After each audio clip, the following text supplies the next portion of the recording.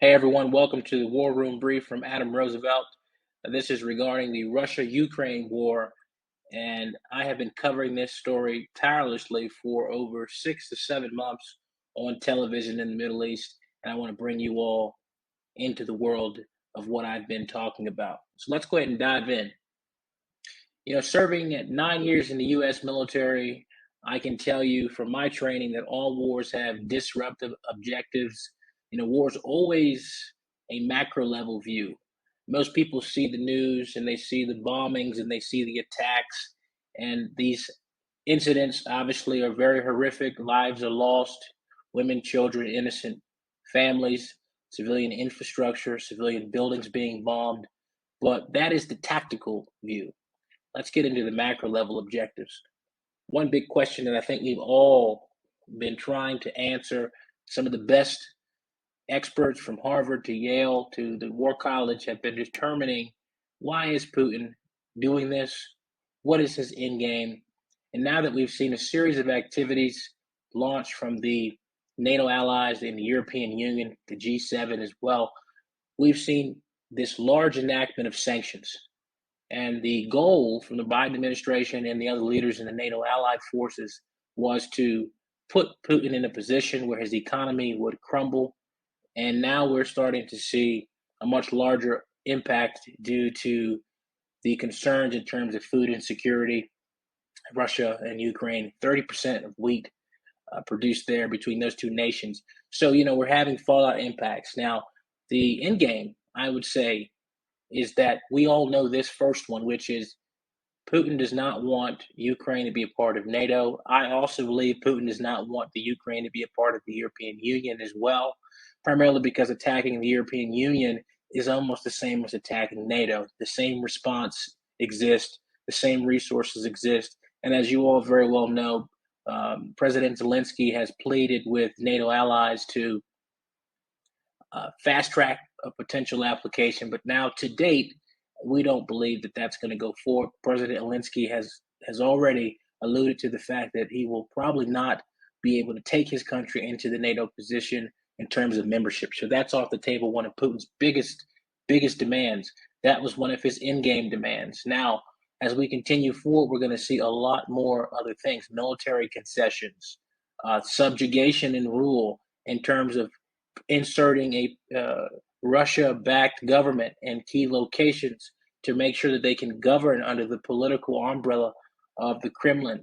And the style of leadership that Putin has, obviously, there will be subjugation, and unfortunately, there will be payback for what has occurred in these last 30 days. We have now reached 30 days in this war, and the end game is to break Ukraine into submission, degrade their critical infrastructure, make sure they cannot join NATO or the EU, and then there'll be a series of other things. So the 15-point peace plan is already being developed, and Lavrov has talked about being on the front lines of that activity, and that their components of that plan should be getting finalized. And let's get into the players. In the military, we always war game, what we see, what we don't see, who are the strategic players, and we always have to think from every perspective. Depending on where you're from, you choose your coalition as you like. Whether you're from the West and you agree with the West, or whether you're from the East and you agree with Russia. There are countries who have abstained in the United Nations Security Council. I would say that they are abstaining because they either agree or they don't want to be involved. However, there are 5 countries who just recently decided to vote no against a U.S. led UN resolution. So again, this is a coalition, East versus West. You've got President Putin, which you all have seen. Many in the West believe the aggressor. Some in the East don't believe that. You have China playing a very strategic role, trying to position themselves to be the negotiator, the mediator, to be the balancing act between this particular war effort. You've got President Biden, leader of the West and the coalition of NATO and the European Union, if you will, trying to lead the best effort forward to put the most pressure on President Putin. And then you have President Zelensky, who is becoming one of the fastest public heroes. He's leveraged information warfare, public relations very well, and has been able to campaign with the media and increased his public favorability. and I think that's going to play extremely well for him. But the limitations are what they are because Ukraine is not a NATO member country. So there you have it with the coalition players. Now, when I first put this brief together, this was March the 11th. Today we're at March the 24th. But I will tell you that some of the information has not changed. So significant political developments. I think this is still the same today, March the 24th, in regards to the intelligence, how reliable it is. We're getting all different types of news stories saying one thing, saying the other. We're talking about the amount of losses is in the Ukraine versus the amount of losses is in Russia, amounting to somewhere between 10 to 15,000 soldiers. We've got the Ukrainian military and their militia and volunteer forces. The numbers have not been accounted for accurately on the ground due to the conflict. Now, and on March 11th, we were talking about the Minsk agreement as a good reference point, but now we're talking about the 15-point plan, and leaders are continuing to meet. President Biden just went to Brussels to meet with the NATO allies in the European Union and the G7. This was today. So they're continuing to put together a more enhanced strategy on being able to apply more pressure to Russia. And again, this is sanctions, and other different tools they have to cripple the economy and effectively target the Russia allies as well. Now, in terms of disposition of the enemy troop forces, the Russian troops have, you know, at this point when I put this brief together, they had encircled Mariupol, and shelling efforts were continuing, into Mariupol, around Mariupol, and now recently, a couple of days ago, the Russians had demanded Mariupol surrender, and this was a part of the capture strategy to capture key cities and locations in the Ukraine, and President Zelensky refused. However, Mariupol, when you look at it today, it is completely leveled from the ongoing shelling attacks from the Russian forces. Now, disposition of the friendly forces, the Ukrainian military and militia, they obviously have been placed at strategic locations. They're now having to bolster defenses around Kyiv on the eastern flank, if you will, where you see Mariupol. There's going to be a lot of issues there. Now, as you see in the kind of pink pigmentation here, this is all Russia controlled. Okay, this was as of the March 11th, and now the map has changed. It is getting more redder by the day, regardless of the resistance effort that is being reported. But the goal is to effectively capture Kyiv. But to do that, they will have to position their military assets, their mortar equipment, their tanks, and locations that are within striking distance to hit civilian buildings and so forth. And they even have, the capability from the maritime space and the sea to strike locations as well. So again, friendly forces are being positioned to protect the most critical routes. They're now sacrificing certain personnel to blow up bridges and all different types of things to hold the line against the enemy. Now, let's continue on and have a look at this. The areas of major engagement. Again, this is a little bit outdated, but as you see here, the artillery, armored vehicles, and tanks, other installations. So the strategic placement of Russian military assets in very key locations. And as you see where Kyiv is located here, this obviously, today they're getting closer. And I read a report that they were between 8 and 10 miles, and this was from Kyiv. And this was, last week. And as we continue to see this go forward, we've now seen the deployment of hypersonic missiles and so forth that have the ability, if you equip that with the nuclear capability, to really cause some damage. But today, again, with the NATO summit that's in Brussels, they stated that if Putin was to use chemical weapons, there would be a significant issue. And just for the declaration of the term, in the U.S. military, we have a term called CBRN: chemical, biological, radiological, and nuclear, just for you all so you know. Now, again, back in March 11th, this is still the same today. There have been a lot of heavy engagement in certain locations like Mariupol, Kharkiv. These bombing activities, shelling activities have been conducted in additional locations. But again, as you see around the map where these assets have been placed, there is a movement, very strategic, to place these troops in locations where they can create what's called a kill box, a kill zone.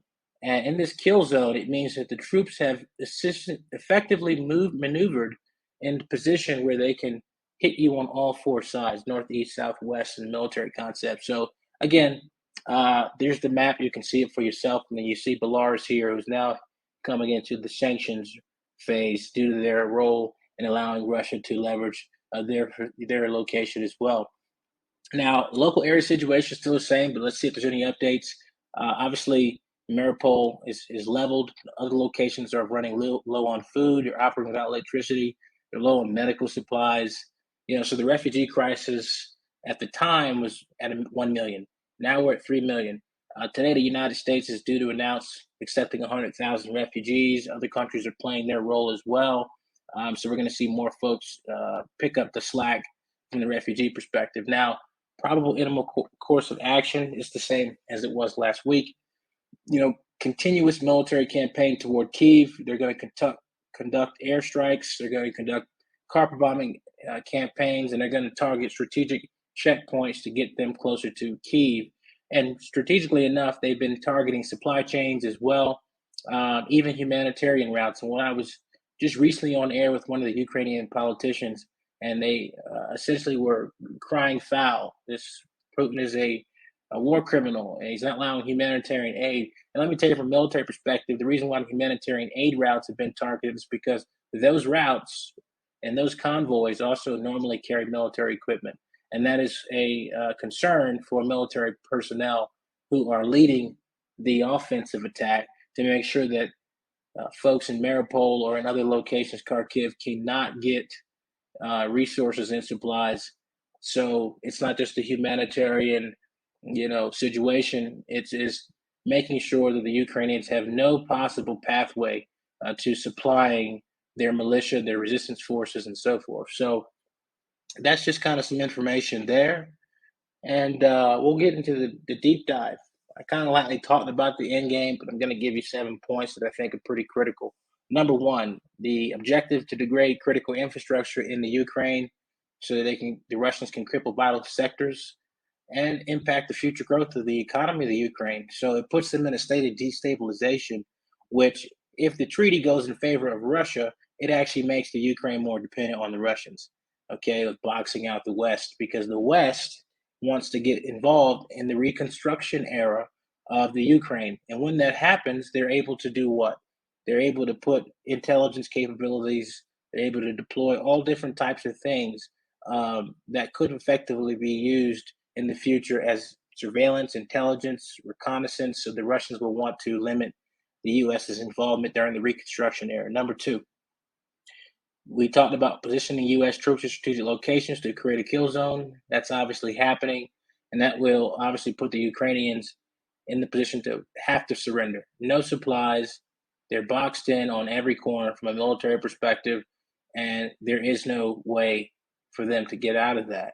Now, the third thing, orchestrate a larger divide between the Western and Eastern allies. We're seeing that. Look at the United Nations Security Council vote: 38 abstentions, 5 voting to really support Russia, another 140, which is a large number, obviously supporting the United States. However, the point is the GCC, from a Saudi Arabia perspective, the UAE, from Abu Dhabi, Dubai perspective, have refused to answer phone calls from President Biden. Now, one might think that it's because they're aligning further with the Russians, and that's probably true.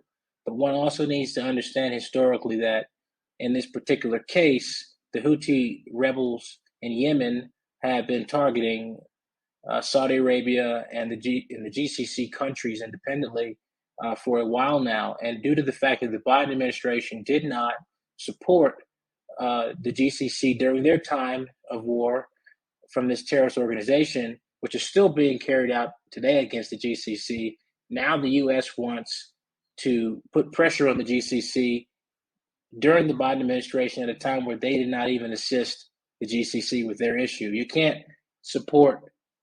not support a country and then need their support when you're in a time of need and then hope that all your demands will get met. So that was a miscalculation on their side. And then the Biden administration decided to take off the Houthi rebels from the terrorist list. Again, these are all things that the GCC will not forget. So again, these are compounded foreign policy failures from the Biden administration. Number 4, position himself as a war czar. I think President Putin is positioning himself as a war czar. I know everyone is saying that President Putin, has the issues at home and people are protesting, but I do think there's a large public sentiment of people who probably do agree with President Putin because I think President Putin has put together enough intelligence against the West to advocate his position. It's interesting how we've not fully heard the Russia position. It's dangerous when you go to court, in the courtroom. I think we all can agree with this. There's two sides to every story. One side is dominating the media, the other side is not. But we need to hear the details. We need to hear the facts if we're going to actually put a realistic strategy in place. So again, he's becoming the war czar. I think he's effectively convinced China, India, the GCC that he's their man. He is their guy to trust long term to push back Western aggression. And he put together an intelligence package similar to the presidential daily brief and gave every single key leader in the East the intelligence. And I imagine the story may have been slightly moving now that we see the continuous support of Russia began beyond the fact that I'm talking about with the Houthi situation. But there's other countries that are standing with Russia for their own independent reasons, probably because of trade, long-standing relations, and so forth. This one is too easy about the prevention of joining NATO. That's already going to happen. We know that Ukrainian President Zelensky already said that the country will probably not go to war joining NATO.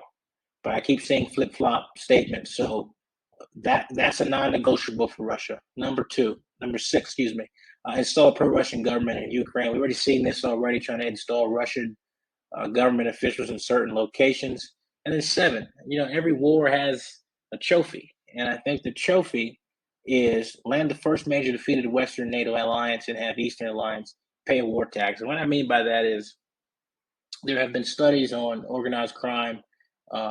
This is a different use case. However, when there's one emerging family who takes the fight to the government, think about Pablo Escobar, when they were fighting against extradition and they united around one common goal, which was to not be extradited. Well, that one organization became the leading organization in uniting those players under one umbrella. Same thing in this particular context, different but same, unifying under one common goal to push back the West.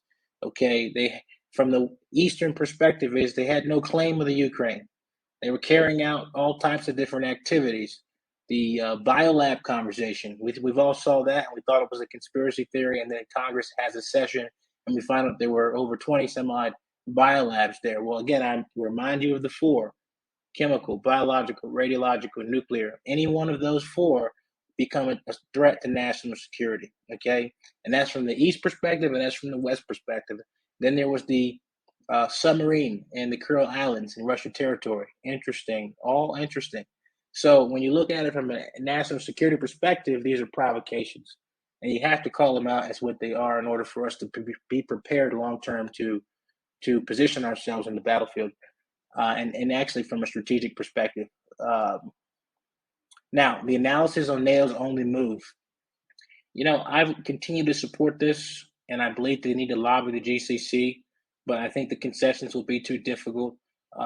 His Highness Mohammed bin Salman is not showing any interest in, hearing from President Biden. We're going to continue to maintain strong trade relations. There may even be continuous joint military operations, but in terms of the hard stuff, the controversial issues, I don't believe that we're going to see much of a change there. Now, we're getting ready to head into higher inflation times, which we're also looking at global trade wars. And with global trade wars and higher inflation, it also has social movements behind that, which mean that there's going to be a demand for higher wages. The workers can't afford the gas, they can't afford the food. We're having issues with food insecurity. So everything is having a repercussion. But we need to look at seeing how we can strengthen our relations within the Gulf Cooperation Council. Number two, revamp the trade agreements between the GCC, India, and the African Union. African Union, we need to really start talking about Africa in this role, okay? Eritrea, for example, voted in support of Russia, okay? This was today. We need to look at the African Union as a powerful player because Russia sees GCC, China, India, and the African Union as very dominant partners, and we need to revamp those trade agreements to strengthen our relationships with those players. Now, I also think we need to look at making strategic investments and can make those commitments to again target the African Union, South Pacific, and developing nations. Why is that? Taking a cut out of China's Belt and Road Initiative, because those who invest in key locations have long-term partnerships, have long-term friends. When you owe somebody for your success, you are always there in a time of need, and we need them today. We need those allies. Number four, enforce compliance guidelines of the central bank. We've done that already, but I would go further to say target cryptocurrency. Now we're starting to see some cryptocurrency compliance. They're looking at trying to put some constraints around the cryptocurrency market, all for the fact of compliance and targeting Russia. As you all know, Putin has ownership of tremendous amount of cryptocurrency, but crypto is used for money laundering. I won't get too far on that. That's a different conversation in terms of anti-money laundering and focuses there. Number five, you could also sanction Russia in terms of their crypto exchanges. Again, it's very difficult. And what we can do is leverage tools through what we call enhanced due diligence, which requires the central bank or exchanges to enforce higher compliance requirements for cryptocurrency transactions or even onboarding those crypto individuals and users. And then the UBOs. I won't get into UBOs today. I think it's just too complicated. But number six, file a case with the ICC. These are all my predictions of March 11th, by the way. All have come true. File a case with the ICC. We've seen that. They wanted to hold Putin accountable. Now they've ruled in favor, and this was the International Court, ruled in favor of saying that based on Putin's reason for invading, they said that he pretty much engineered that and it was incorrect. And on that premise alone, he needs to cease and desist and stop all war activity in the Ukraine. But remember, this is just political influence. These bodies, they don't have any real power to make any real decisions that actually impact, we'll say the weight of things. We looked at lastly, the freezing the assets of tier two relationships. We're seeing that today. But then it's interesting, President Zelensky has asked for one of the oligarchs to be released off of the sanctions list. Okay. So now we're starting to understand that the people that have been sanctioned in Russia are also the influencers who could effectively get Putin to relax some of his more aggressive decisions. So we're in a game of games right now, folks. And again, I just wanted to share this with you. If you like these, comment. If you want to know more, reach out. Don't forget to subscribe. Don't forget to follow. Don't forget to share. And again, all stay safe. God bless America. God bless the Allied forces. We will pull through this.